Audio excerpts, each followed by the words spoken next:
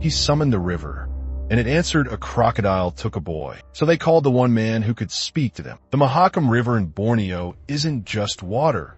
It's a predator's home. Locals know its reputation. The river stretches over 900 kilometers through Indonesia, teeming with crocodiles beneath its murky surface. But life in the villages runs through it, bathing, fishing, survival. There's no other option. On September 15, 2017, that danger turned deadly. Arjuna, a 16-year-old boy, stepped into the shallows to wash. He never came out. Eyewitnesses saw the water erupt.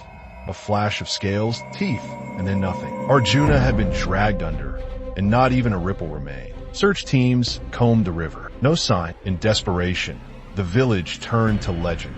Subranto, the crocodile shaman. He claimed he could control crocodiles with ancient chants. Many believed he'd done it before. Desperate and grieving, the villagers invited him to bring Arjuna back. The next morning, with dozens watching, Subranto walked calmly into the same cursed waters. He chanted, he waded deep, he begged the river to return the boy. Then suddenly, the silence shattered. A crocodile surged up and took him. Gasps turned to screams. The man they believed could control nature had become its next victim. Within hours, rescue teams found both bodies, the boy and the shaman, claimed by the very force they sought to tame. There were no miracles that day, just proof that belief means nothing to a beast.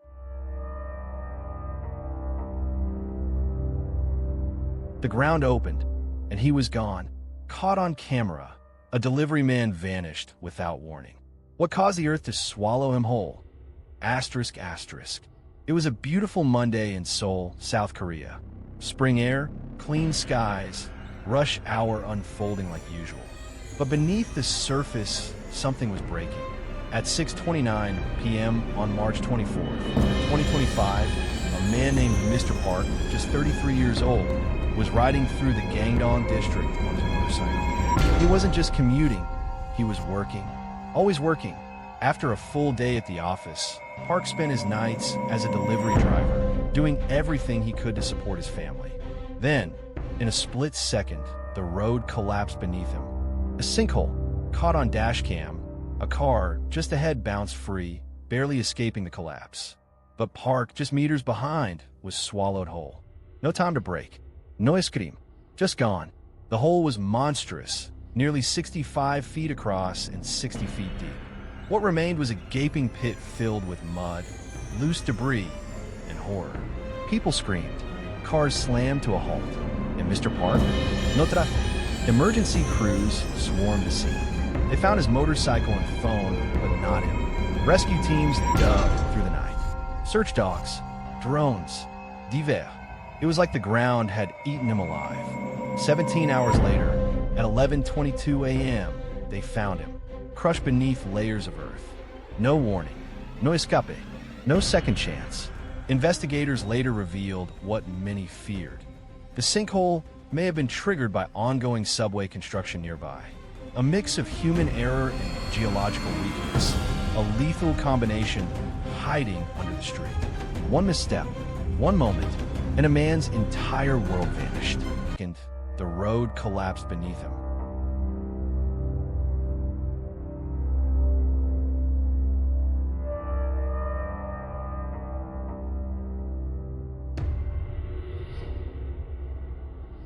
They were warned, and still it collapsed.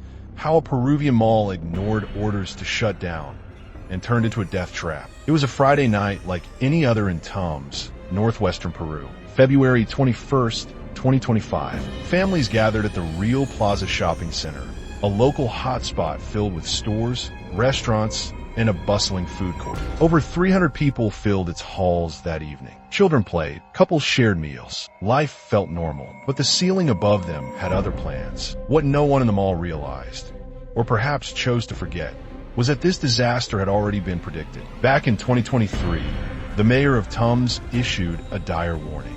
The structure is compromised. The mall must be closed or demolished. But politics spoke louder than safety. Under pressure from businesses and officials, The mall reopened just months later. Warnings ignored, inspections skipped, and the public kept in the dark. At 8:41 p.m., it happened. A deafening crack echoed through the food court. Then, the ceiling gave way. A massive 800-square-foot section collapsed, crashing down directly onto the children's play area. Concrete, steel, lighting fixtures, air ducts all came down at once. Screams replaced laughter. Smoke filled the air, and beneath the rubble, lives were lost. Firefighters and police rushed in. Over 100 responders fought to clear the debris with their bare hands.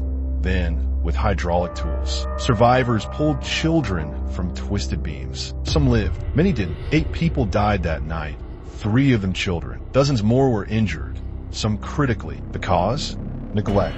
Rain and humidity had weakened the roof structure. Maintenance was poor. Inspections were skipped. Everyone knew the risks, but no one acted. Even worse, the government had ordered the mall closed 2 years earlier. No one enforced it. Outrage exploded nationwide. The president of Peru vowed consequences, promised arrests, launched investigations. But months later, no one has been charged. No arrests, no accountability, just statements, apologies, and a few days of mourning. This wasn't an accident. It was a slow-motion catastrophe, one everyone saw coming. They just chose not to stop it, because sometimes the deadliest disasters don't happen by surprise.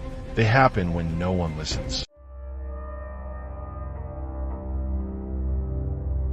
Asterisk, he jumped for a dare, then vanished without a trace. The viral video, the shark theory, and the night that ended in mystery. Every year, graduation trips mark the end of childhood and the start of freedom. But for Cameron Robbins, that moment ended in silence. And on camera, it was May 24th, 2023, in the turquoise waters of Nassau, Bahamas. A large group of Baton Rouge high school graduates had just touched down, ready to celebrate. Among them was 18-year-old Cameron Robbins, a gifted athlete with a bright smile and bigger dreams. He had just finished high school. The trip was meant to be a reward, a final memory with friends before adult life began.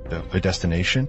The world-famous Atlantis Paradise Island Resort. But their first stop was a party boat called Blackbeard's Revenge. With music thumping and drinks flowing, the group danced through the sunset. But at 9:40 p.m., the mood shifted. Cameron was dared to jump overboard. He did, without hesitation.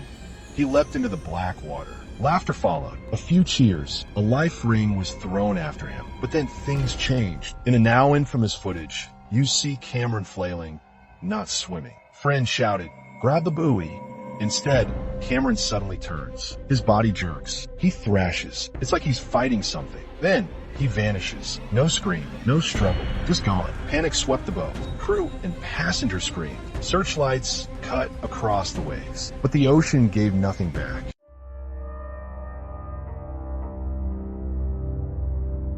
On March 11th, 2018, 5 passengers boarded a Liberty Helicopter's flying-in aerial tour, advertised as the safest way to capture the city's skyline from the skies. Instead, it became one of the most chilling helicopter crashes in modern history. The flight began like any other, a smooth takeoff at 7 p.m. From Kearny, New Jersey, the glittering skyline, the Statue of Liberty below, an open-door helicopter, feet dangling over the East River. But this wasn't a normal setup. Each passenger was locked into a photographer's harness, with straps, carabiners, and safety tethers so tight they couldn't fall out. And that was the problem. The pilot escaped. The passengers couldn't. What followed was a scene out of nightmare. Strapped into harnesses with no quick release, the passengers were submerged upside down in near-freezing water, struggling to unscrew carabiners or find dull safety blades. They never had a chance. By the time rescue divers arrived,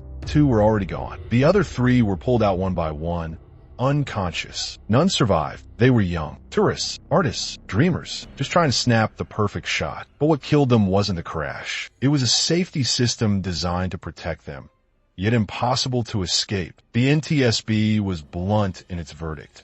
These passengers were doomed the moment they were locked into those tethers. And the outrage grew louder when it came to light. Liberty Helicopters had 2 previous crashes. The harnesses had no emergency release. Fly-in-YN prioritized photo ops over survival. In 2024, the family of Trevor Cadogan A 26-year-old journalist on board won $116 million in court. The jury called it gross negligence and a death trap disguised as a thrill ride. To this day, open-door flights with non-releasable tethers are banned. But for 5 passengers that night, change came too late. What started as a dream flight over New York ended in darkness below it.